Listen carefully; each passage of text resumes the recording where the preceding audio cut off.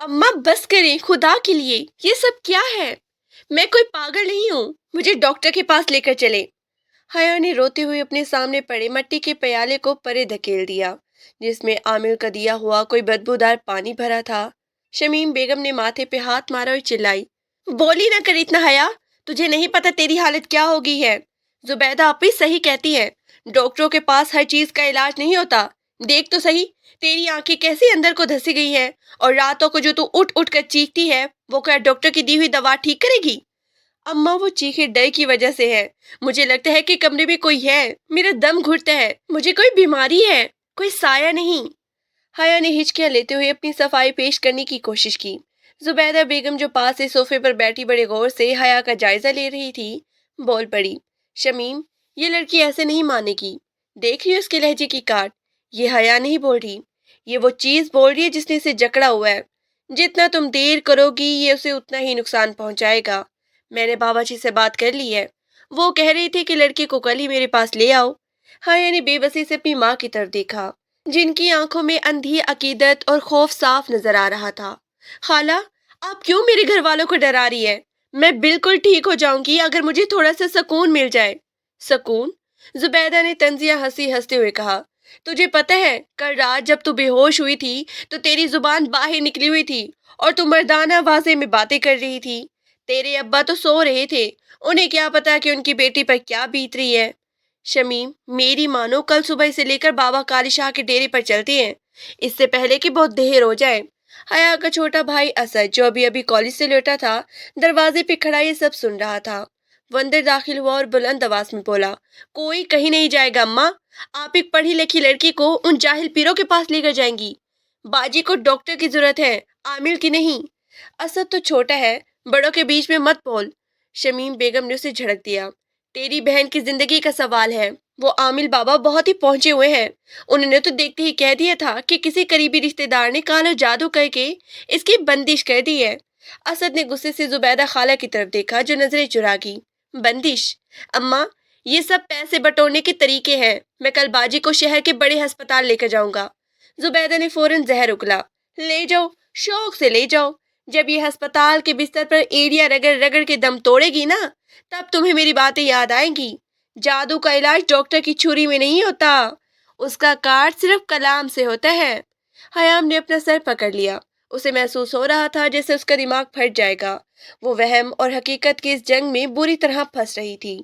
एक तरफ उसका अपना भाई था जो उसे हकीकत दिखाना चाहता था, और दूसरी तरफ उसकी माँ की ममता, जिसे जहालत ने अंधा कर दिया था। रात को जब सब सो गए, हया अपने बिस्तर पर लेटी छत को घूर रही थी। उसे फिर से वही एहसास हुआ कि कोई अंधेरे कोने में खड़ा उसे देख रहा है। उसका दिल तेजी से धड़कने लगा। उसने कंबल अपने चेहरे पे तान लिया, मगर उसके कानों में जुबैदा खाला की बातें गूंज रही थी। तेरे अंदर की चीज तुझे बर्बाद कर देगी। खौफ ने उसके हिसाब को इतना कमजोर कर दिया कि उसे अपने ही साए से डर लगने लगा। उसे लग रहा था कि शायद वो वाकई ही किसी साए के कब्जे में है। यही वो वहम था जिसने उसकी बीमारी को मजीद संगीन बना दिया था। अगली सुबह जब उसके वालिद काम पर चले गए और असद कॉलेज गया, शमीम बेगम ने जबरदस्ती हया को तैयार किया और जुबैदा के साथ रिक्शे में बैठकर शहर के उस गंदे इलाके की तरफ चल दी जहां बाबा काले शाह का ठिकाना था। हया का दिल डूब रहा था। उसे लग रहा था कि वो किसी दलदल में घिरने जा रही है, जहां से वापसी का कोई रास्ता नहीं। अम्मा प्लीज यहाँ से वापस चले, मुझे यहाँ बहुत डर लग रहा है। हया ने रिक्शे से उतरते ही अपनी माँ का बाजू मजबूती से थाम लिया।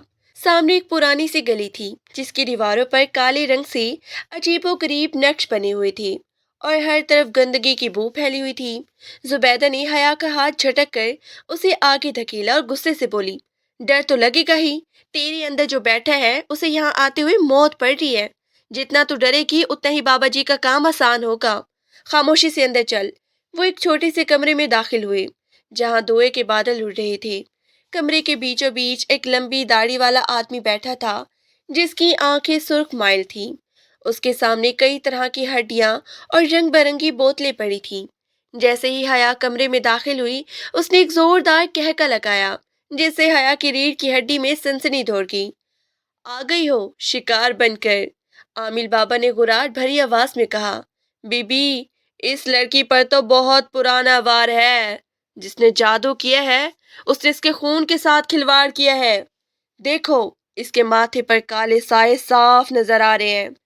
شمیم بیگم نے ڈرتے ڈرتے پوچھا، بابا جی یہ ٹھیک تو ہو جائے گی نا؟ میں تو بہت پریشان ہوں۔ عامل نے ایک پیالے میں کچھ راکھ ڈالی اور اسے حیا کے چہرے کی طرف اچھالا۔ حیا نے گھبرا کر آنکھیں بند کر لیں، لیکن وہ راکھ اس کی سانس کے اندر چلی گئی، جس سے اسے زوردار کھانسی شروع ہوگی۔ ٹھیک تب ہوگی جب اس کا علاج میری مرضی سے ہوگا۔ یہ لو، یہ پانی لے جاؤ، اسے ہر رات حیا کے نہانے والی بالٹی میں ملانا ہے اور یہ تعویذ اس کے سرہانے رکھنا ہے۔ اور بابا جی وہ جو اسے دورے پڑتے ہیں؟ زبیدہ بیگم نے آنکھیں مٹکاتے ہوئے پوچھا۔ عامل نے ایک موٹا سا ڈنڈا اٹھایا اور فرش پہ زور سے مارا۔ وہ دورے نہیں ہے، وہ اس کے اندر کی پلیتی کا زور ہے۔ جب اسے اگلی بار دورے پڑے تو اسے ڈاکٹر کے پاس نہیں لے جانا، بلکہ اس کی خوب پٹائی کرنی ہے۔ جتنا اسے درد ہوگا اتنا ہی وہ سایہ کمزور ہوگا۔ حیا یہ سن کر کانپ اٹھی۔ اس کی اپنی ماں سر جھکائے یہ سب سن رہی تھی اور خاموشی سے ظالم مشورے پر عمل کرنے کا عہد کر رہی تھی۔ واپسی پر حیا بالکل خاموش تھی۔ اسے لگ رہا تھا جیسے اس کا سانس سینے میں ہی اٹک گیا ہے۔ گھر پہنچتے ہی اسد نے حیا کا مرجھایا ہوا چہرہ دیکھا تو تڑپ اٹھا۔ اماں، آپ اسے پھر اس گندگی میں لے کر گئیں؟ دیکھیے تو صحیح اس کی حالت، یہ ہسپتال جانے کی بجائے قبرستان کی تیاری لگ رہی ہے۔ بکواس بند کر اسد، تجھے کیا پتا ہم اسے کس مصیبت سے نکالنے کی کوشش کر رہے ہیں؟ شمیم بیگم نے غصے سے کہا۔ ابھی اس کے نہانے کا پانی تیار کرنا ہے، تو باہر جا۔ رات کو حیا کے کمرے سے اچانک ایک زوردار چیخ بلند ہوئی۔ اسد اور اس کے والد جو ابھی ابھی کام سے لوٹے تھے دوڑتے ہوئے کمرے میں پہنچے۔ حیا زمین پر گری تڑپ رہی تھی۔ اس کا جسم کمان کی طرح مڑا ہوا تھا اور وہ عجیب و غریب آوازیں نکال رہی تھی۔ جلدی کرو، اسے ہسپتال لے کر چلو، حیا کے ابا نے گھبرا کر کہا، لیکن شمیم بیگم نے انہیں راستے میں ہی روک لیا۔ نہیں، بابا جی نے کہا تھا کہ یہ جادو کا زور ہے، اسے کوئی ہاتھ نہ لگائے۔ زبیدہ بیگم جلدی آؤ، دیکھو اسے کیا ہو رہا ہے۔ زبیدہ جو پہلے سے وہیں موجود تھی اس نے ایک چمڑے کا تسمہ نکالا اور حیا کے ہاتھ پاؤں باندھنے لگی۔ شمیم، بابا جی نے کہا تھا کہ اسے مارنا پڑے گا تبھی سایہ نکلے گا۔ اسد نے اپنی ماں کا ہاتھ پکڑ لیا۔ اماں ہوش کریں، یہ جاہلیت ہے، آپ اسے ماریں گی؟ یہ آپ کی بیٹی ہے۔ لیکن شمیم بیگم پر جیسے جنون سوار تھا۔ انہوں نے اسد کو دھکا دیا اور خود حیا کے پاس بیٹھ کر اسے زور سے جھنجھوڑنے لگی۔ نکل جا یہاں سے، میری بیٹی کو چھوڑ دے۔ وہ حیا کے منہ پر تھپڑ مارنے لگی، یہ سوچ کر کہ وہ سائے کو مار رہی ہے۔ حیا کی آنکھیں کھلی تھیں، وہ اپنے باپ اور بھائی کو بے بسی سے دیکھ رہی تھی، لیکن اس کا دماغ اس وقت کسی اور ہی دنیا میں تھا۔ اسے شدید تکلیف ہو رہی تھی، مگر بولنے کی سکت کھو چکی تھی۔ وہ رات حیا کے لیے قیامت سے کم نہ تھی۔ درد اور وہم نے مل کر اس کے اعصاب کو اتنا شل کر دیا کہ وہ بے ہوش ہو گئی۔ صبح جب اسے ہوش آیا تو اس کے چہرے پر نیل پڑے ہوئے تھے اور اس کا پورا جسم ٹوٹ رہا تھا۔ وہ اپنے بستر پر لیٹی دیوار کو گھور رہی تھی۔ اسے اب یقین ہونے لگا تھا کہ سچ مچ وہ شاید کسی عذاب میں مبتلا ہے اور اب اس کی نجات صرف موت ہی ہے۔ اسے نہیں معلوم تھا کہ اس کا بھائی اسد اب مزید خاموش نہیں رہنے والا تھا۔ وہ باہر سین میں کھڑا اپنے فون پر کسی سے بات کر رہا تھا۔ اسلان بھائی، آپ کو آنا ہی ہوگا، میری بہن کو جادو کے نام پر مارا جا رہا ہے، یہ لوگ اسے پاگل کر دیں گے، پلیز آپ ایک بار یہاں آ کر اسے دیکھ لیں۔ اسد فون کان سے لگائے صحن کے کونے میں کھڑا بے چین ہو رہا تھا۔ دوسری طرف سے ڈاکٹر اذلان کی آواز آئی، اسد تم حوصلہ رکھو، میں ابھی ایک ضروری آپریشن میں ہوں، جیسے ہی فارغ ہوتا ہوں میں تمہارے گھر آتا ہوں، لیکن یاد رکھنا اسے مزید کوئی جاہلانہ دوا یا دم کیا ہوا پانی مت پلانا۔ اسد نے فون بند کیا تو دیکھا کہ زبیدہ خالہ اسے شک بھری نظر سے دیکھ رہی تھی۔ کس سے باتیں ہو رہی تھی تیری اتنی رازداری میں؟ انہوں نے پان چباتے ہوئے پوچھا۔ اپنے ایک دوست سے۔ آپ کو اس سے کیا؟ اسد نے تلخی سے جواب دیا اور حیا کے کمرے کی طرف بیٹھ گیا۔ اندر کا منظر دیکھ کر اس کا کلیجہ منہ کو آ گیا۔ حیا بستر پر بے سود لیٹی ہوئی تھی، اس کے بال بالکل بکھرے ہوئے تھے اور ماتھے پر پسینے کے قطرے چمک رہی تھی۔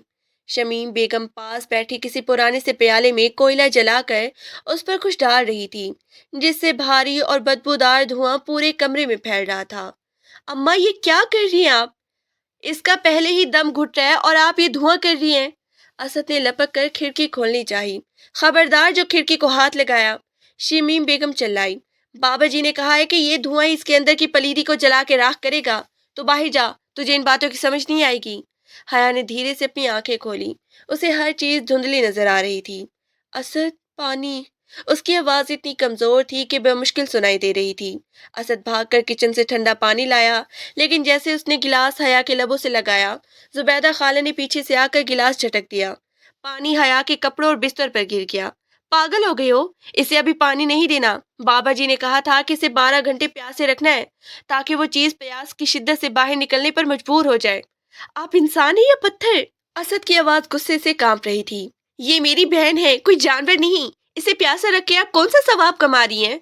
اسی دوران گھر کے باہر گاڑی رکنے کی آواز آئی۔ اسد فوراً باہر کی طرف بھاگا۔ سامنے ڈاکٹر اذلان اپنی گاڑی سے اتر رہے تھے، سفید قمیض اور جینز میں ملبوس۔ اذلان کے چہرے پر ایک خاص قسم کا سکون اور سنجیدگی تھی۔ کہاں ہے مریضہ؟ اذلان نے مختصر پوچھا۔ اندر ہے، لیکن اماں اور وہ زبیدہ خالہ کسی کو اندر نہیں آنے دے رہی۔ اسد نے جلدی سے جواب دیا۔ اذلان جیسے ہی کمرے میں داخل ہوا، اسے دھوئیں اور بو کے بھپکے نے استقبال کیا۔ شمیم بیگم اور زبیدہ خالہ ایک اجنبی کو دیکھ کر ہکا بکا رہ گئی۔ یہ کون ہے؟ اسے یہاں کس نے بلایا؟ زبیدہ بیگم نے دوپٹہ درست کرتے ہوئے غصے سے کہا۔ اذلان نے ان کی بات کا جواب دینے کے بجائے سیدھا حیا کے پاس جا کر اس کی نبض چیک کی۔ حیا کا جسم بخار سے تپ رہا تھا اور اس کی دھڑکن بہت تیز تھی۔ اس لڑکے کا تو دم گھٹ رہا ہے، یہ دھواں فوراً بند کرے، اسے صاف ہوا میں آنے دے۔ اذلان کی آواز میں ایسا روب تھا کہ شمیم بیگم ایک لمحے کے لیے سہم گئی۔ آپ کون ہوتے ہیں ہمیں حکم دینے والے؟ زبیدہ بیگم نے آگے بڑھ کے اذلان کا راستہ روکنا چاہا۔ یہ جادو کا کیس ہے، ڈاکٹر کا نہیں۔ یہاں سے نکل جاؤ ورنہ بابا جی کا قہر آپ پر گر سکتا ہے۔ اذلان نے ایک سرد نظر زبیدہ پر ڈالی۔ میں ڈاکٹر اذلان ہوں، اور اگر آپ نے مجھے کام کرنے سے روکا تو میں ابھی پولیس کو فون کروں گی۔ آپ ایک معصوم لڑکے کو تشدد کا نشانہ بنا رہی ہیں۔ پولیس کا نام سن کر زبیدہ بیگم کے پیروں تلے سے زمین نکل گئی۔ اذلان نے فوراً کھڑکیاں کھول دی اور حیا کے سر پہ ٹھنڈے پانی کی پٹیاں رکھنے کا اشارہ اسد کو کیا۔ اس نے اپنے بیگ سے اسٹیتھوسکوپ نکالا اور حیا کا معائنہ کرنے لگا۔ حیا نے نیم آنکھوں سے اذلان کو دیکھا۔ اسے وہ کوئی فرشتہ لگا جو اسے اس اندھیرے سے نکالنے آیا تھا۔ اسے کوئی جادو نہیں ہے، اذلان نے بلند اور صاف آواز میں کہا تاکہ باہر کھڑی شمیم بیگم بھی سن لیں۔ اسے ایپیلیس یعنی مرگی کے دورے پڑ رہے ہیں اور آپ لوگوں نے اسے مار پیٹ کر اور پیاسا رکھ کر اس کی حالت اتنی بگاڑ دی ہے کہ اب اس کے دماغ کی رگ پھٹنے کا خطرہ ہے۔ شمیم بیگم کی آنکھوں میں آنسو آ گئے۔ لیکن ڈاکٹر صاحب، وہ بابا جی تو کہہ رہے تھے۔ وہ بابا جی ایک نمبر کے فراڈ ہیں، اذلان نے سختی سے کہا۔ وہ آپ کے وہم کا فائدہ اٹھا رہے ہیں۔ اگر آپ نے آج اسے اسپتال میں منتقل نہ کیا تو کل آپ اپنی بیٹی کے جنازے کی تیاری کر رہی ہوں گی۔ یہ سنتے ہی پورے گھر میں سناٹا چھا گیا۔ زبیدہ خالہ نے وہاں سے کھسکنے میں ہی عافیت جانی۔ حیا نے پہلی بار سکون کا ایک سانس لیا۔ اسے محسوس ہوا کہ شاید اب اس کا درد ختم ہونے والا ہے۔ اسد، گاڑی نکالو، ہم اسے ابھی ہسپتال منتقل کر رہے ہیں، اذلان نے حیا کا ماتھا چک کرتے ہوئے کہا، جو بخار سے تپ رہا تھا۔ شمیم بیگم بدحواس ہو کر کمرے کے بیچوں بیچ کھڑی تھی۔ ڈاکٹر صاحب، لیکن وہ بابا جی نے کہا تھا کہ اگر اسے دہلیز سے باہر نکالا تو وہ چیز غصے میں آ کر اس کی جان لے لے گی۔ میری بچی ہلاک ہو جائے گی۔ وہ روتے ہوئے اذلان کے سامنے ہاتھ جوڑنے لگی۔ اذلان نے گہری سانس لی اور انتہائی تحمل سے ان کی طرف دیکھا۔ خالہ جی، جان لینے والی اور دینے والی ذات صرف اللہ کی ہے۔ یہ جاہل لوگ اللہ کے نام پر ڈرا کر اپنا کاروبار چلاتے ہیں۔ آپ کی بیٹی کو سائے نے نہیں بلکہ صحیح علاج نہ ملنے کے خوف نے جکڑا ہوا ہے۔ اگر آج آپ نے اسے یہاں نہ نکالا تو کل پچھتاوے کے سوا کچھ نہیں بچے گا۔ زبیدہ خالہ جو اب تک کونے میں کھڑی یہ سب سن رہی تھی، زہریلے لہجے میں بولی، شمیم، دیکھ لینا، اگر اسے کچھ ہوا تو ذمہ دار یہ ڈاکٹر ہی ہوگا۔ میں تو کہتی ہوں کہ ابھی بابا جی کو فون کرو، وہ کوئی نہ کوئی کاٹ نکال ہی لیں گے۔ زبیدہ خالہ، بس کریں اب، اسد نے غصے سے چلاتے ہوئے کہا۔ آپ کی باتوں نے پہلے ہی میری بہن کا حشر کر دیا ہے۔ اب ایک لفظ بھی مزید بولا تو میں بھول جاؤں گا کہ آپ ہماری رشتہ دار ہیں۔ اذلان نے حیا کو بازو میں اٹھایا۔ حیا کا سر اذلان کے کندھے پر ڈھلک گیا۔ اسے ہوش نہیں تھا مگر اس کے چہرے پر ایک عجیب سا سکون تھا، جیسے اسے یقین ہو گیا کہ اب وہ محفوظ ہاتھوں میں ہے۔ جب وہ اسے صحن سے گزار کر گاڑی تک لے جا رہے تھے تو محلے کے چند لوگ بھی جمع ہو گئے اور کانا پوسی کرنے لگے۔ دیکھو بھائی، لڑکی کو سایہ ہے اور یہ اسے ہسپتال لے کر جا رہے ہیں، ایک عورت نے دوسری عورت کے کان میں کہا۔ پاگل ہو گئے ہیں یہ لوگ، جادو کا علاج کہیں مشینوں سے ہوتے ہیں؟ اذلان نے ان کی باتوں کو نظر انداز کیا اور حیا کو پچھلی سیٹ پر لٹایا۔ اسد ڈرائیونگ سیٹ پر بیٹھ گیا اور گاڑی تیزی سے ہسپتال کی طرف روانہ ہو گئی۔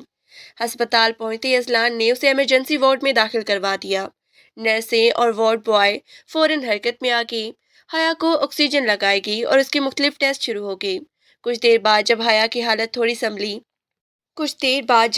حالت تھوڑی سنبھلی تو अजलान बाहर बरामदे में आया जहां असद और उसके वालिद परेशानी में टहल रहे थे।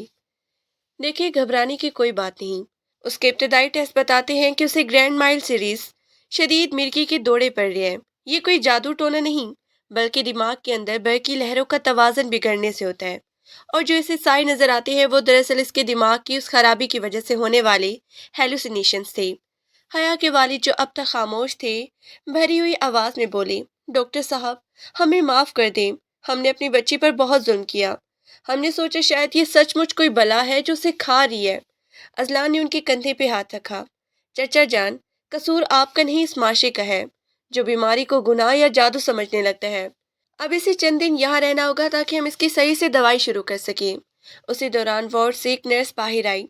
डॉक्टर साहिबा, मरीजों को होश आ गया है और वो आपको बुला रही है। असलान अंदर दाखिल हुआ तो हया ने धीरे से आंखें खोली। सफ़ेद दीवारें और अस्पताल की साफ सुथरी खुशबू उसे उस गंदे और अंधेरे कमरे से बहुत ही बेहतर लगी। डॉक्टर, उसने बामुश्किल सरगोशी की। असलान उसके करीब बैठ गया। जी हया, कैसा महसूस कर रही है अब? वो बाबा जी, वो फिर आएंगे? उसकी आवाज में अब भी खौफ था। असलान ने नरमी से उसका हाथ थामा। कोई नहीं आएगा। अब आप मेरे पास हैं और यहाँ सिर्फ वो लोग आ सकते हैं जो आपसे प्यार करते हैं। आपको कोई जादू नहीं है। आप बस थोड़ी बीमार हैं और बहुत जल्द ठीक होकर घर जाएंगी। हया की आंखों से आंसू टूट कर गालों पर बहने लगी। उस उम्मीद के आंसू थे कि शायद अब वो दोबारा एक आम जिंदगी जी सकेगी। लेकिन उसे क्या मालूम था कि घर में जुबैदा खाला और वो आमिल बाबा अभी हार मानने वाले नहीं थे। वो इस इलाज को नाकाम करने के लिए कोई नई चाल चलने की तैयारी कर रही थी। अस्पताल के कमरे में मुकम्मल खामोशी थी। बस मशीनों की धीमी सी आवाज आ रही थी। हया को ड्रिप लगी हुई थी और वो सुकून से सो रही थी। अजलान वहीं कुर्सी पर बैठा कुछ फाइलें देख रहा था कि असद कमरे में दाखिल हुआ। उसके चेहरे पर अब भी परेशानी के साए थी। अजलान भाई, अब्बा तो घर चले गए हैं, लेकिन अम्मा अभी तक अस्पताल के बाहर वाले बेंच पर बैठी रो रही है। वो अंदर आने से डर रही हैं। असद ने दबी आवाज में कहा। असलान ने फाइल मेज पर रखी और उठ खड़ा हुआ। क्यों? अब क्या बात हो गई? वो जुबैदा खाला ने उन्हें फोन करके डराया है कि अस्पताल की दवाएं जादू के असर को गुस्सा दिलाएंगी और हया के अंदर की बला पूरे खानदान पर हमला कर देगी। अम्मा को लग रहा है कि हम सब की जान खतरे में है। असद ने बेजारी से सर झटका। अजलान के माथे पर बल पड़ गई। ये औरत बाज नहीं आएगी। असद, तुम यहाँ हया के पास बैठो, मैं खाला जी से बात करता हूँ। अजलान बाहर निकला तो देखा कि शमीम बेगम कॉरिडोर के कोने में बैठी तस्बीह पढ़ रही थी और उनके हाथ कांप रही थी। अजलान उनके करीब जाकर बैठ गया। खाला जी, आप अंदर क्यों नहीं आ रही? हया को आपकी ज़रूरत है। शमीम बेगम ने डरी डरी नज़रों से अजलान को देखा। बेटा, तुम नहीं जानती वो कितना ताकतवर जादू है। जुबैदा कह रही थी कि अस्पताल में कदम रखते ही इस चीज ने अपना रंग दिखाना शुरू कर दिया है। तुमने देखा नहीं, वहां डेरी पर हया कैसी तड़पती थी? वो जादू ही तो था। अजलान ने गहरा सांस लिया। खाला जी, मेरी बात गौर से सुने। हया को जो दौरे पड़ते थे वो उसके दिमाग में बिजली की लहरों के शॉर्ट सर्किट की तरह थे। जब आप उसे धुएं में रखती थी और वो आमिल उस पर राख फेंकता था तो उसका दिमाग सदमे में चला जाता था, जिससे दौरे मजीद शदीद हो जाते थे। वो तड़पना जादू नहीं, तकलीफ की इंतहा थी। मगर वो जो आवाज़ें निकालती थी, शमीम बेगम ने हिचकिचाते हुए पूछा। जब दिमाग पर शदीद दबाव हो तो इंसान के गले के पट्टे खिंच जाते हैं और आवाज़ बदल जाती है। ये सब साइंस है, कोई मौज़ा या जादू नहीं। आप यकीन करें, हया को सिर्फ मोहब्बत और सही दवाई चाहिए। अभी वो बात कर रहे थे कि वार्ड उसे असद की चीख सुनाई दी। डॉक्टर साहब, जल्दी आए। अभी वो बात कर रहे थे कि वार्ड से असद की चीख सुनाई दी। डॉक्टर साहब, जल्दी आए। अजलान और शमीम भागते हुए अंदर पहुंचे। हया बिस्तर पर बैठी हुई थी, उसकी आंखें फटी हुई थी और वो सामने दीवार की तरफ इशारा करके चिल्ला रही थी। वो देखो, वो काला साया, वो मुझे लेने आया है। अम्मा, मुझे बचाएं। शमीम बेगम वहीं फर्श पर गिर गई। देख लिया डॉक्टर, मैं ना कहती थी, वो चीज यहाँ भी आ गई। अजलान फौरन हया के पास पहुंचा और उसके कंधे पकड़ लिए। हया, मेरी तरफ देखो, वहां कुछ नहीं है, सिर्फ दीवार है। मेरी आंखों में देखो। हया बुरी तरह हाँप रही थी। नहीं, वो बाबा जी खड़े हैं, उनके हाथ में वही डंडा है। असलान ने महसूस किया कि हया को वो शदीद खौफ है जो उसके लाशूर में बैठ चुका है। उसने नर्स को इशारा किया कि सुकून का इंजेक्शन तैयार करें। उसने हया का चेहरा अपने दोनों हाथों में लिया। हया, यहाँ कोई बाबा नहीं है, ये अस्पताल है। यहाँ पहरे लगे हुए हैं। मैं यहाँ हूँ, असद यहाँ है। वो सिर्फ आपका वहम है जो आपको डरा रहा है। حیا کی نظریں آہستہ آہستہ ازلان کے چہرے پر ٹک گئیں۔ ازلان کی آواز میں وہ یقین تھا جس نے حیا کے اندر کے طوفان کو تھوڑا تھما دیا۔ سچ؟ سچ میں کوئی نہیں ہے؟ اس نے سسکتے ہوئے پوچھا۔ سچ میں کوئی نہیں ہے، ازلان نے نرمی سے کہا۔ آپ بہت بہادر ہیں، آپ کو اس وہم کو ہرانا ہے۔ انجیکشن لگتے ہی حیا کے اعصاب ڈھیلے پڑ گئے اور وہ دوبارہ نیند کے آغوش میں چلی گئی۔ ازلان نے مڑ کر شمیم بیگم کو دیکھا جو اب بھی کانپ رہی تھی۔ دیکھا آپ نے، یہ جادو نہیں تھا، یہ وہ ڈر تھا جو اس عامل نے اس کے ذہن میں بویا تھا۔ وہ بیچاری ابھی تک اس کمرے کے خوف سے قید ہے۔ شمیم بیگم پہلی بار خاموش ہو گئی۔ انہیں احساس ہوا کہ ان کی بیٹی کے ساتھ جو کچھ ہو رہا ہے اس کے ذمہ دار کہیں نہ کہیں وہ خود بھی ہے۔ رات گئی جب ہسپتال میں سناٹا چھا گیا۔ ازلان حیا کے بستر کے پاس بیٹھا اسے دیکھ رہا تھا۔ اس کے ذہن میں ایک بات صاف تھی، حیا کو صرف جسمانی علاج نہیں بلکہ اس ماحول سے ہمیشہ کے لیے نکالنا ہوگا جہاں اسے مریض کی بجائے سایہ زدہ سمجھا جاتا تھا۔ اس نے فیصلہ کیا کہ وہ حیا کی زندگی سے اس وہم کا نام و نشان مٹا کر رہے گا، چاہے اس کے لیے اسے زبیدہ اور اس کے عاملوں سے کتنا ہی بڑا ٹکراؤ کیوں نہ پڑنا پڑے۔ اگلی صبح جب ہسپتال کی کھڑکیوں سے سورج کی روشنی اندر آئی تو حیا کی آنکھ کھلی۔ اس بار اسے وہ خوف محسوس نہیں ہوا جو اسے اپنے گھر کے اندھیری کمرے میں ہوتا تھا۔ کمرے میں ادویات کی ہلکی سی بو تھی مگر ماحول پرسکون تھا۔ اس نے دیکھا کہ سامنے کرسی پر اثر سر جھکائے سو رہا تھا جبکہ ازلان ایک نرس کو کچھ ہدایت دے رہا تھا۔ ازلان نے مڑ کے دیکھا تو حیا کو ہوش میں پا کر اس کے پاس آیا۔ صبح بخیر حیا، آپ کیسی طبیعت ہے؟ اس نے مسکراتے ہوئے پوچھا۔ حیا نے دھیرے سے سر ہلایا۔ پہلے سے بہتر ہے، بس جسم میں اب بھی تھوڑی تھکن ہے۔ اس کی آواز اب صاف تھی۔ تھکن تو ہوگی، آپ کے دماغ نے پچھلے چند دنوں میں بہت بڑی جنگ لڑی ہے، لیکن اب سب ٹھیک ہو جائے گا۔ ازلان نے اس کا بلڈ پریشر چیک کرتے ہوئے کہا۔ اسی وقت شمیم بیگم کمرے میں داخل ہوئی۔ ان کے ہاتھ میں ایک چھوٹا سا پلاسٹک کا تھیلا تھا جس میں تعویذ اور کچھ کالی ڈوریاں تھیں۔ ڈاکٹر صاحب، میں نے سوچا کہ یہ سب حیا کے تکیے کے نیچے رکھ دوں۔ وہ زبیدہ کہہ رہی تھی کہ ہسپتال کی ہوا میں بھی بہت سی بلائیں ہوتی ہیں، یہ حفاظت کریں گی۔ ازلان نے گہرا سانس لیا اور نرس کو باہر جانے کا اشارہ کیا۔ خالہ جی، میں نے آپ سے کہا تھا نا، حیا کو ان چیزوں سے دور رکھیں۔ یہ دھاگے اور تعویذ اسے تحفظ نہیں دے رہے بلکہ اسے بار بار اس ڈر کی یاد دلا رہے جس نے اسے بیمار کیا ہے۔ شمیم بیگم ہچکچائی۔ مگر بیٹا، اس میں قرآن کی آیتیں بھی تو ہو سکتی ہیں۔ خالہ جی، اللہ کا کلام برکت کے لیے ہے، کسی کو ڈرانے یا جاہلانہ علاج کے لیے نہیں۔ ازلان نے نرمی مگر سختی سے وہ تھیلا ان کے ہاتھ سے لے لیا۔ اگر آپ چاہتی ہیں کہ حیا ٹھیک ہو تو اسے یہ یقین دلانا ہوگا کہ وہ بالکل نارمل ہے، اسے کسی حفاظتی حصار کی نہیں بلکہ ماں کی ممتا اور اعتماد کی ضرورت ہے۔ حیا یہ سب سن رہی تھی۔ اسے ازلان کی باتوں میں وہ طاقت محسوس ہوئی جو اسے اپنی ماں کی باتوں میں کبھی نہیں ملی تھی۔ اس نے ہمت جمع کی اور بولی، اماں، ڈاکٹر صاحب صحیح کہہ رہے ہیں۔ جب آپ وہ سب کرتی ہیں تو مجھے لگتا ہے کہ میں سچ میں کوئی گناہ گار ہوں یا مجھ میں کوئی خرابی ہے۔ مجھے ان چیزوں سے ڈر لگتا ہے۔ شمیم بیگم خاموش ہو گئی اور ایک طرف بیٹھ گئی۔ اسی دوران کمرے کا دروازہ زور سے کھلا اور زبیدہ خالہ اندر داخل ہوئی۔ ان کے چہرے پہ غصہ تھا اور وہ ہانپ رہی تھی۔ شمیم غضب ہو گیا۔ وہ چلائی، بابا جی بہت ناراض ہے۔ انہوں نے کہا ہے کہ اگر حیا کو آج ہی واپس نہ لایا گیا تو وہ اپنے موکلات کو ہسپتال بھیج دیں گے اور پھر یہاں جو تباہی ہوگی اس کے ذمہ دار کوئی اور نہیں ہوگا۔ حیا خوف سے سمٹ گئی اور اس نے چادر اپنے گرد لپیٹ لی۔ اسد کی آنکھیں کھل گئیں اور وہ فوراً کھڑا ہو گیا۔ خالہ، آپ پھر شروع ہوگی؟ میں نے کہا تھا نا کہ یہاں مت آئیے گا۔ زبیدہ نے اسد کو نظر انداز کیا اور ازلان کی طرف دیکھ کر بولی، تم اس لڑکی کی جان کی دشمن ہو، تم اسے یہاں قید کر کے بیٹھی ہو، تمہیں نہیں پتا کہ تم کس آگ سے کھیل رہے ہو۔ بابا جی نے کہا ہے کہ اس کا سایہ پورے ہسپتال کو اپنی لپیٹ میں لے لے گا۔ ازلان خاموشی سے اٹھا اور زبیدہ کے سامنے آ کے کھڑا ہو گیا۔ اس کا قد لمبا تھا اور اس کی آنکھوں میں شدید غصہ تھا۔ زبیدہ بی بی، آپ کا بابا جی سے کیا رشتہ ہے میں نہیں جانتا، لیکن میں یہ جانتا ہوں کہ آپ اس معصوم لڑکی کی ذہنی حالت کے ساتھ کھیل رہی ہیں۔ تمہیں کیا پتا جادو کیا ہوتا ہے؟ زبیدہ چلائی، مجھے یہ پتا ہے کہ قانون کیا ہوتا ہے۔ ازلان نے سکون سے اپنا فون نکالا۔ میں نے کل ہی اپنی ایک دوست کو بتایا ہے جو اس علاقے کا ایس ایچ او ہے۔ میں نے اسے وہ تمام تفصیلات دے دی ہے جو آپ اور آپ کے بابا جی حیا کے ساتھ کر رہے ہیں۔ اگر آپ نے 1 منٹ کے اندر یہ کمرہ خالی نہ کیا تو میں اسے فون کر دوں گا، وہ اس ڈیرے پر چھاپا ماریں گے اور آپ کے بابا جی کو حوالات میں بند کر دیں گے۔ پولیس اور چھاپے کا سن کر زبیدہ کے رنگ اڑ گئے۔ وہ چند لمحے ہڑبڑائی، پھر شمیم بیگم کو ایک غصیلی نظر دیکھ کر پیر پٹکتی ہوئی باہر نکل گئی۔ دیکھ لینا شمیم، بہت پچھتاؤ گی تم۔ ان کی آواز کوریڈور میں گونجتی رہی۔ कमरे में अचानक सुकून छा गया। हया ने एक लंबा सांस लिया, जैसे उसके सीने में कोई भारी बोझ हटकिया हो।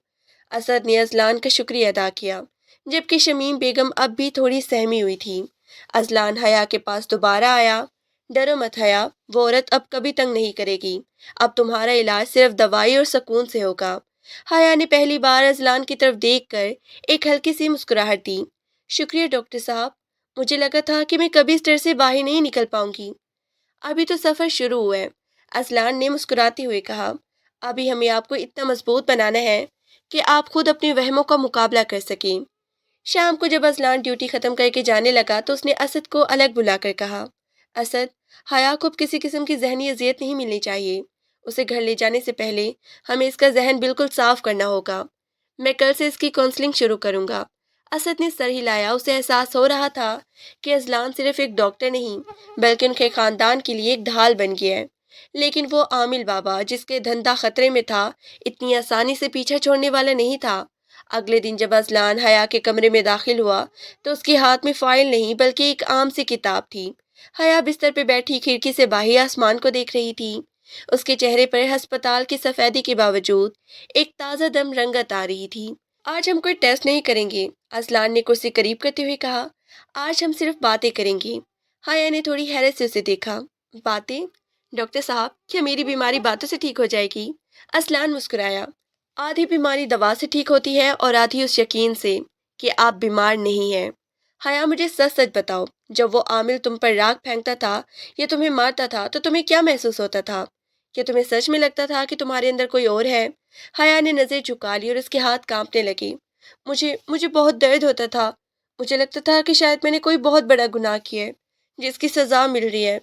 जब वो कहते थे कि मुझ में साया है तो मुझे अपने आप से घिन आने लगती थी। मुझे लगता था कि मैं अब कभी नॉर्मल लड़की नहीं बन सकूंगी।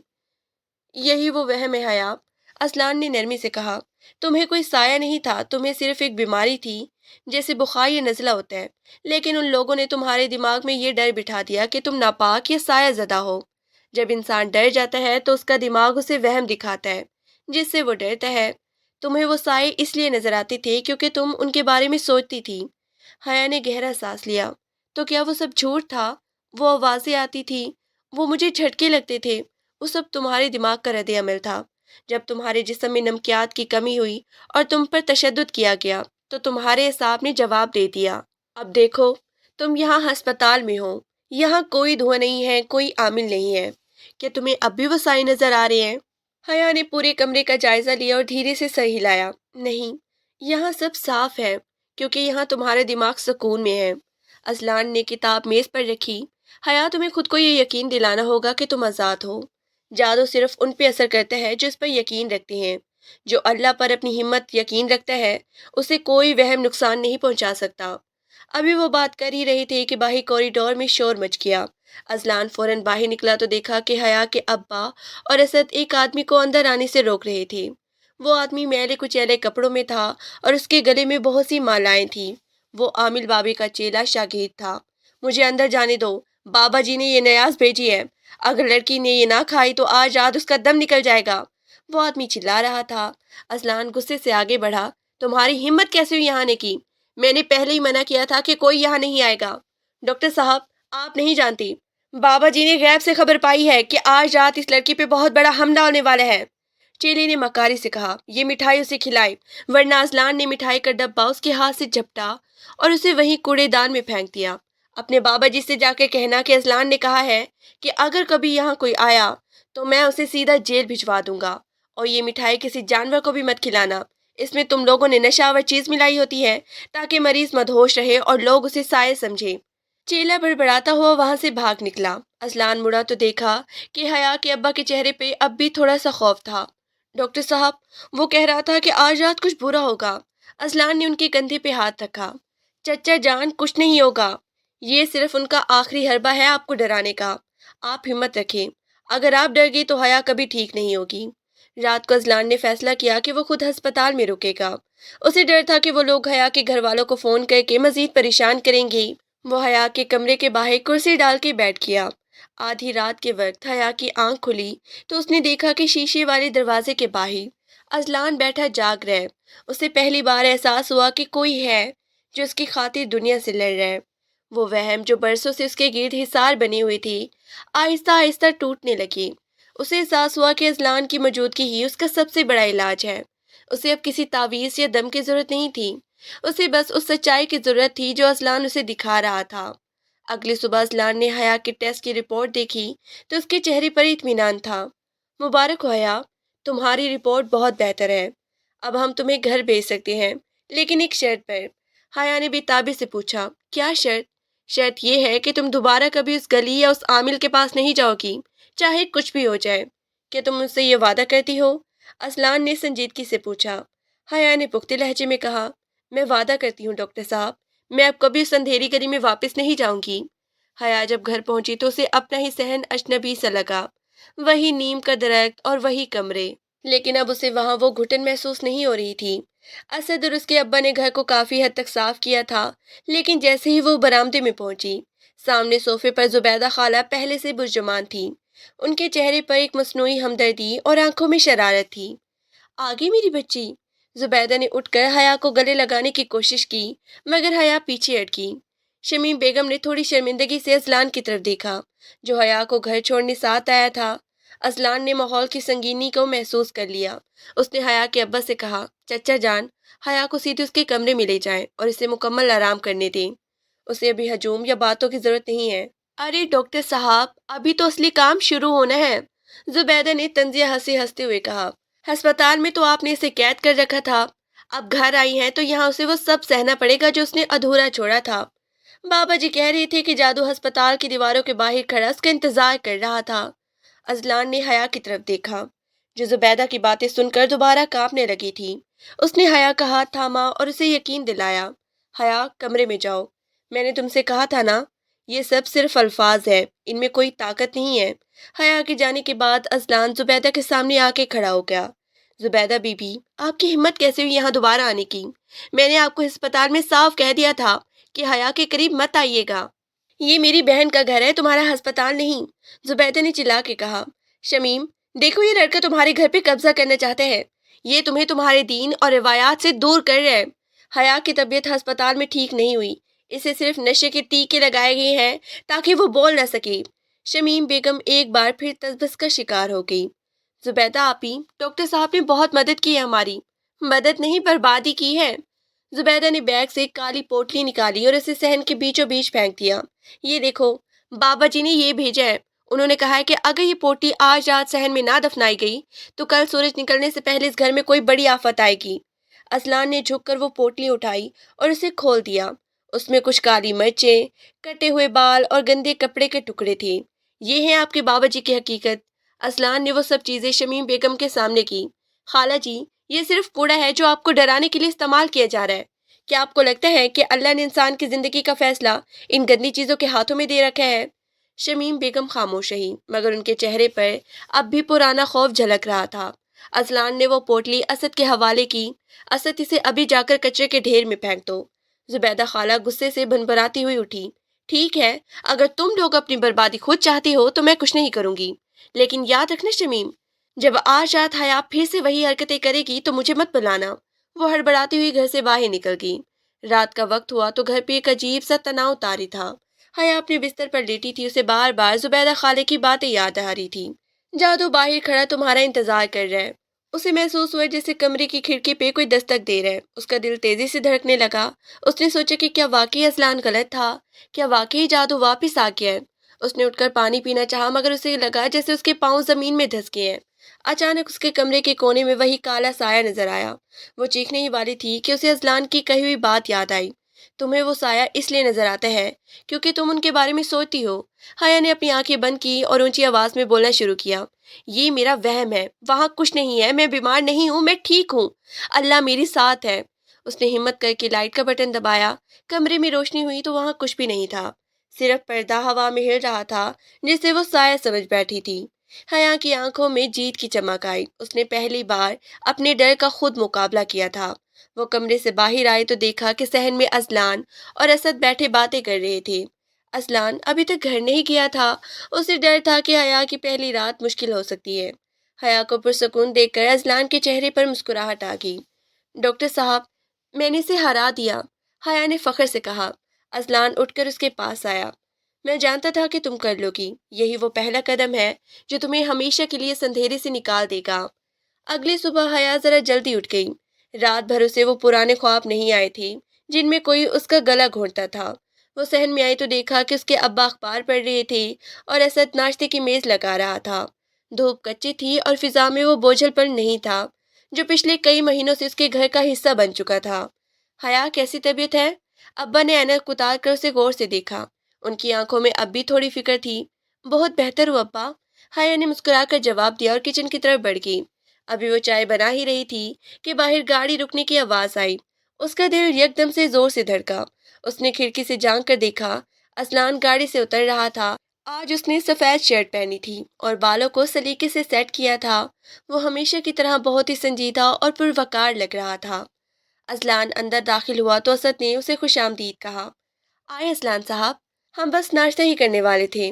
ناشتہ تو میں کر کے آیا ہوں، بس حیا کا چیک اپ کرنا تھا کہ پہلی رات گھر میں کیسے گزری۔ اذلان نے رسمی انداز میں کہا، مگر اس کی نظریں بے ساختہ کچن کے دروازے کی طرف اٹھی۔ حیا چائے کی ٹرے لے کر باہر آئی۔ اس نے ہلکے نیلے رنگ کا جوڑا پہنا ہوا تھا اور بالوں کو ڈھیلا سا باندھ رکھا تھا۔ جب اس کی نظر اذلان سے ملی تو ایک لمحے کے لیے دونوں خاموش ہو گئی۔ حیا کے ہاتھوں میں ٹرے ہلکی سی تھرتھرائی، جیسے اذلان نے فوراً محسوس کر لیا۔ چائے پیجیے، حیا نے دبی آواز میں کہا اور ٹرے میز پر رکھ دی۔ اذلان نے حیا کا کپ اٹھاتے ہوئے حیا کا چہرہ بغور معائنہ کیا۔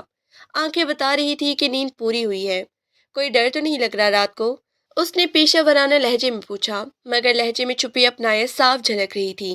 حیا نے تھوڑے ہچکچاتے ہوئے جواب دیا، شروع میں تھوڑا لگا تھا، لیکن پھر مجھے آپ کی کہی ہوئی باتیں یاد آ گئی کہ ڈر صرف ہمارے دماغ میں ہوتا ہے۔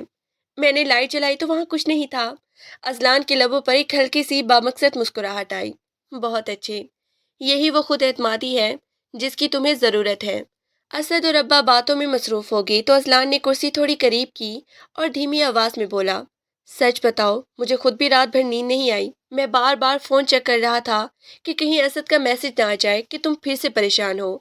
حیا نے حیرت سے اسے دیکھا۔ آپ آپ میرے لیے فکر مند تھے؟ ایک ڈاکٹر اپنے مشکل کیس کے لیے ہمیشہ فکر مند ہوتا ہے۔ اذلان نے کپ میز پہ رکھا اور پھر حیا کی آنکھوں میں دیکھ کر کہا، اور کچھ کیسز صرف کیس نہیں ہوتے، وہ ذمہ داری بن جاتے ہیں۔ مجھے اچھا لگا کہ تم نے ہمت دکھائی۔ حیا کو محسوس ہوا کہ اس کا چہرہ تپ رہا ہے۔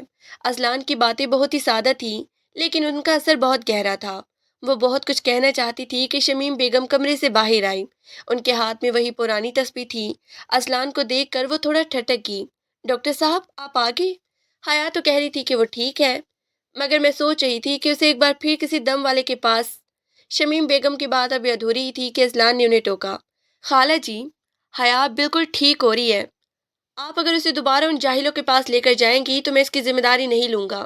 اسے اب صرف دوائی اور گھر کے پرسکون ماحول کی ضرورت ہے، اذلان نے دو ٹوک لہجے میں کہا۔ حیا نے شکر گزاری سے اذلان کو دیکھا۔ اسے لگا کہ اذلان اس کی بیماری کا علاج نہیں کر رہا، بلکہ اس کے گھر والوں کے رویوں کی دیواریں بھی گرا رہا ہے۔ جب اذلان جانے لگا تو حیا اسے چھوڑنے کے لیے گیٹ تک آئی۔ ڈاکٹر صاحب، شکریہ، اس نے سر جھکا کر کہا۔ اذلان نے گاڑی کا دروازہ کھولا اور رک گیا۔ صرف شکریہ سے کام نہیں چلے گا، تمہیں ٹھیک ہو کر دکھانا ہوگا تاکہ میں فخر سے کہہ سکوں کہ میرا علاج کامیاب رہا۔ اس نے گہری نظر حیا پہ ڈالی اور پھر گاڑی میں بیٹھ گیا۔ حیا گیٹ پہ کھڑی گاڑی کو دور جاتے دیکھتی رہی۔ اسے احساس ہوا کہ اب وہ صرف اپنی بیماری سے نہیں لڑ رہی، بلکہ وہ اذلان کی اس نظر کا مان بھی رکھنا چاہتی ہے۔ اسے وہم کے سائے نہیں، بلکہ امید کی روشنیاں نظر آ رہی تھی۔ کئی ماہ بعد گھر کے صحن میں آج ایک عجیب سا سکون اور خوشبو رچی ہوئی تھی۔ حیا سرخ جوڑے میں ملبوس آئینے کے سامنے بیٹھی خود کو دیکھ رہی تھی۔ اس کے چہرے پر اب وہ زردی اور خوف کے سائے نہیں تھے جنہوں نے برسوں سے اپنی لپیٹ میں لے رکھا تھا۔ آج اس کی زندگی کا سب سے بڑا دن تھا، وہ دن جس کا اس نے کبھی خواب میں بھی نہیں دیکھا تھا۔ باہر نکاح کے الفاظ گونج رہے تھے۔ قبول ہے کہتے ہوئے حیا کی آنکھوں سے ایک آنسو ٹپک کر اس کے ہاتھ پہ گرا۔ یہ آنکھوں اس کرب کا تھا جو اس نے جاہل عالموں کی مار اور اپنوں کی شک کی صورت میں سہا تھا، اور یہ شکرانہ بھی تھا کہ اللہ نے اسے اذلان جیسے انسان سے ملوایا۔ نکاح کے بعد جب اذلان کمرے میں داخل ہوا تو اس نے دیکھا کہ حیا کھڑکی کے پاس کھڑی باہر آسمان کو دیکھ رہی ہے۔ اذلان نے قریب آ کر اس کے سر پہ ہاتھ رکھا۔ ابھی بھی کسی سائے کا ڈر ہے؟ اذلان نے شرارت سے پوچھا۔ حیا نے مڑ کے اذلان کی طرف دیکھا اور مسکراتے ہوئے سر ہلا دیا۔ نہیں، اب مجھے پتہ چل گیا ہے کہ سایہ صرف وہم ہوتا ہے جہاں روشنی نہ ہو۔ آپ نے میری زندگی میں علم اور حقیقت کی وہ روشنی بھر دی ہے کہ اب وہم کی کوئی جگہ نہیں بچی۔ اذلان نے سنجیدگی سے حیا کا ہاتھ تھاما۔ حیا، یاد رکھنا، یہ جادو ٹونے اور عاملوں کے ڈیرے صرف ہماری کمزوری اور جہالت پر پلتے ہیں۔ جب انسان اللہ پر یقین چھوڑ کر ان جاہلوں کے پاس جاتا ہے تو وہ اپنی زندگی خود جہنم بنا لیتا ہے۔ بیماری اللہ تعالیٰ کی طرف سے آزمائش ہوتی ہے جس کا علاج اس نے ڈاکٹروں اور دوائیوں میں رکھا ہے، ان پیروں فقیروں کے ڈنڈوں میں نہیں۔ حیا نے نم آنکھوں سے اذلان کی بات کی تاکید کی۔ کاش ہر لڑکی کو آپ جیسا ہم سفر ملے جو اسے وہم کی دلدل سے نکال کر حقیقت کی زمین پر کھڑا کر دے۔ میں نے سیکھ لیا ہے کہ ایمان اور وہم کبھی ایک ساتھ نہیں رہ سکتے۔ شمیم بیگم کمرے میں داخل ہوئی تو ان کی آنکھوں میں پچھتاوا صاف جھلک رہا تھا۔ انہوں نے حیا اور اذلان کے سر پہ ہاتھ رکھا۔ بیٹا، مجھے معاف کر دینا، میں نے اپنی ممتا کے وہم میں تمہیں بہت دکھ دیے۔ آج مجھے سمجھ آ گئی ہے کہ سچا دم درود اللہ کا کلام ہے اور سچی صفات صرف صحیح علاج میں ہے۔ ان جاہل بابوں نے تو میرا گھر اجاڑ دیا تھا۔ اذلان نے مسکرا کر اپنی ساس کو تسلی دی۔ خالہ جی، اب سب ٹھیک ہے، بس یہ پیغام یاد رکھیے گا کہ وہم کا علاج صرف علم ہے اور بیماری کا علاج صرف ڈاکٹر۔ رات کے پچھلے پہر جب سب خاموش ہو گیا، حیا نے کھڑکی سے باہر اس نیم کے درخت کو دیکھا جس سے اسے کبھی خوف آتا تھا۔ آج وہی درخت اسے قدرت کا ایک خوبصورت شاہکار لگ رہا تھا۔ اس نے اذلان کا ہاتھ مضبوطی سے پکڑ لیا۔ اب اس کے پاس وہم کی زنجیریں نہیں تھی بلکہ ایک سچی محبت اور جینے کا پکا یقین تھا۔ کہانی کا سبق: جادو ٹونا اور عاملوں کے دعوے صرف دھوکہ اور جہالت ہے۔ اپنی بیماریوں کا علاج ماہر ڈاکٹر سے کروائیں اور اللہ کی ذات پر پختہ یقین رکھیں، کیونکہ وہم انسان کو اندر سے کھا جاتا ہے جبکہ سچائی اور علم اسے نئی زندگی عطا کرتے ہیں۔